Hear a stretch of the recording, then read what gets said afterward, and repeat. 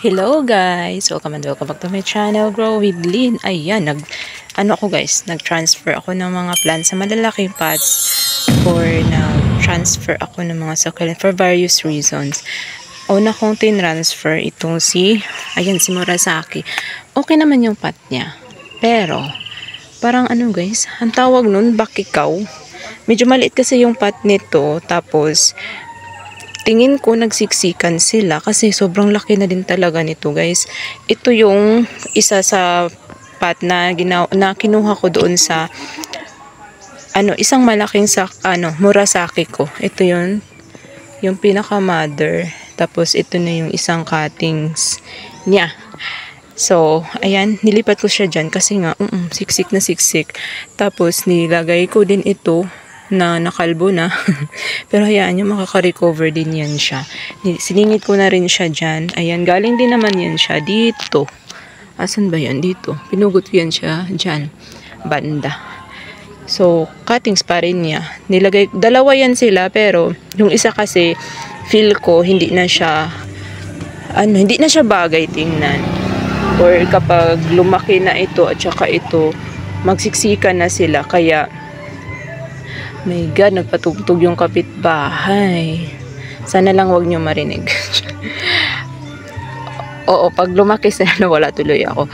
Pag lumaki na sila, feel ko magsiksikan. Kaya hindi ko na siya isinama. Nilagay ko na lang siya sa parang propagation pot ko para yun, basta pag mayroon ako, pag lumaki na siya, pwede ko nang mailipat sa mas magandang pot. Yun, yung una kong ginawa, si Murasaki, hindi ko nilagyan ng toppings kasi nag-a-adjust na ako sa soil talaga guys. Okay, although nagustuhan naman niya yung soil mix na ginamit ko kasi diba, tingnan niyo naman ang taba. Nagustuhan naman niya pero yun, gusto ko lang talaga na unti-unti mag-a-adjust na ako. Pero hindi ko pa rin kayang i-let go yung rice hull. Gumagamit pa rin ako ng rice hull. Hindi ko pa rin siya kayang tanggalin sa soil mix ko. Compost pa rin yung gamit ko, ganun. Tapos, nagre-recycle pa rin ako ng soil. Yun, hinaluan ko lang ng compost. Tapos, nag-halo din ako ng rice hull na fresh. Ayun. Tapos, meron isa dito, yung, ayan, si variegated super bomb. Ayan na siya, guys. Kasi nga, diba, okay naman siya sa kanyang pot. Mas, pa siya, okay pa siya sa size ng kanyang pot. Kaso, parang 6 months ago ko pa sinabi na gusto ko siyang iripat. Pero hindi ko magawa-gawa. Kasi nga, hindi ko napaglaanan ng time. Tapos ngayon, since naglipat na ako ng iba, so sinabay ko na lang siya para isang video na lang, diba? So, ganun tayo eh. Isang mother plant, ayan. Mother plant ito. Ayan. Ayan, kasama yan sa mother plant. Yung long heads ba to? 1, 2, 3, 4, 5, 6 heads yung kasama sa mother plant. Tapos, cuttings niya to. Siningit ko na lang din para iisang na sila. Pero meron pa akong 2 pots doon ng propagations ko din ito. Ang bilis niyang dumami. Nag 1 year na ba to sa akin? O parang nag 1 year na siya guys. Tapos, ganito na kalaki yung pinagpugot ko na second time. Kasi diba, ito, pinugot ko ito siya dito. Tapos, nung nakaano na siya, lumaki-laki, pinugot ko ulit. Tapos nagbigay na siya ng 2 sanga. Pumangit nga lang kasi laging nasasagi ng mga manok or pusa ba. So yun, ang bilis niyang lumaki. Siningit ko yan 2 dyan, pero meron pa ako doon na mga cuttings pa.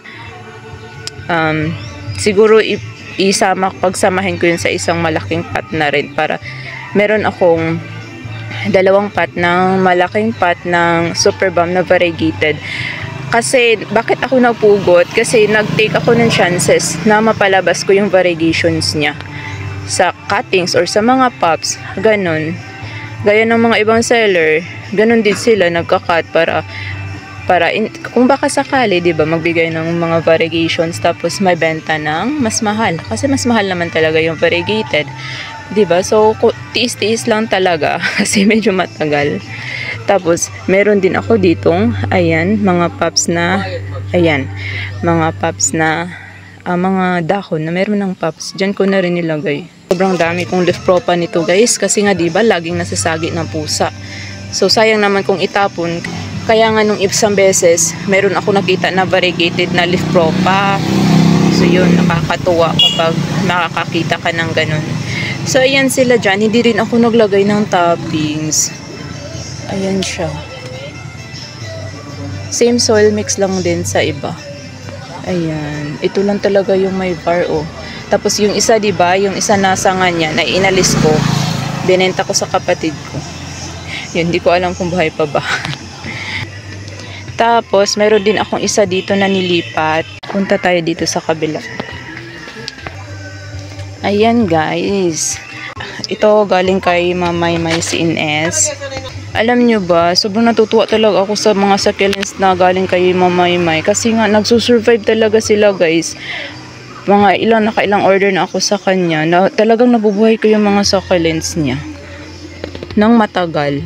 Oh, ano ba yung galing sa kanya?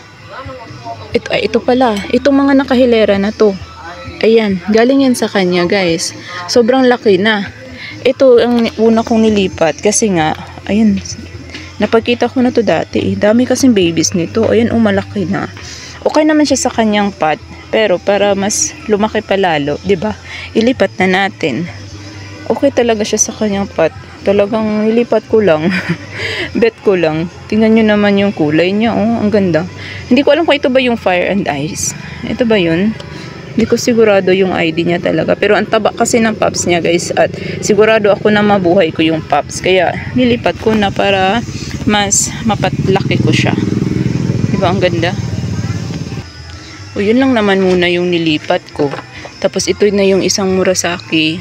Yan yung sinabi ko na pinalaki ko na muna dyan. At saka yung leaf propa. Oh, grabe, ang bilis ni Murasaki, guys. Feel ko talaga mga after a year, sobrang dami ko ng Murasaki agad. Tapos ito yung galing doon sa pinagtamnan ko ng variegated super bump. Nasisira talaga si Sedum lucidum sa akin. Tinry ko nga siya na itanim dito sa soil mix ko na bago. Ito na lang yung natira sa lash ko na Sedum lucidum. At saka sa mga ilang order ko yun, guys, ha. Hindi yun iisang order lang. Maraming order yun na pinagsama ko sa isang pot. Tapos ito na lang yung natira. Sobrang nahirapan ako kay Sedum lucidum, pero sobrang gusto ko siya kasi sobrang bango. 'Di ba? May dahon. Sobrang bango talaga ni Sedum lucidum. Tingnan niyo yung si Hybrid Ellen ko. Nagkakulay. Gumanda. 'Di ba, nasagi nga lang ng pusa. Kita naman yung mga pinag-apakan dyan. Tapos yung mga nalagas na dahon ay nagkaroon na ng mga pups. 'Di ba ang galing? Hindi ko pa rin ito nalipat. Si Pendants. Diba? Ang ganda ni, ang ganda ng kulay. Nag-green talaga ito ng bongga dito. Pero ngayon kasi, ewan ko ba, sa June, bakit mainit dito sa amin? Kasi gumanda talaga yung kulay nila. Ito, baka ito yung Fire and Ice. Nanguhula lang. Ito, ang ganda ng kulay din ito. Ayan. Diba ang ganda? Dami pang babies, oh. Ayan. Ewan ko ba, yung galing kay Mamay May talaga, na sobrang dami ng babies. Yung dati ko din na mga succulent sa kanya na nabili, sobrang dami din ng babies na lumabas.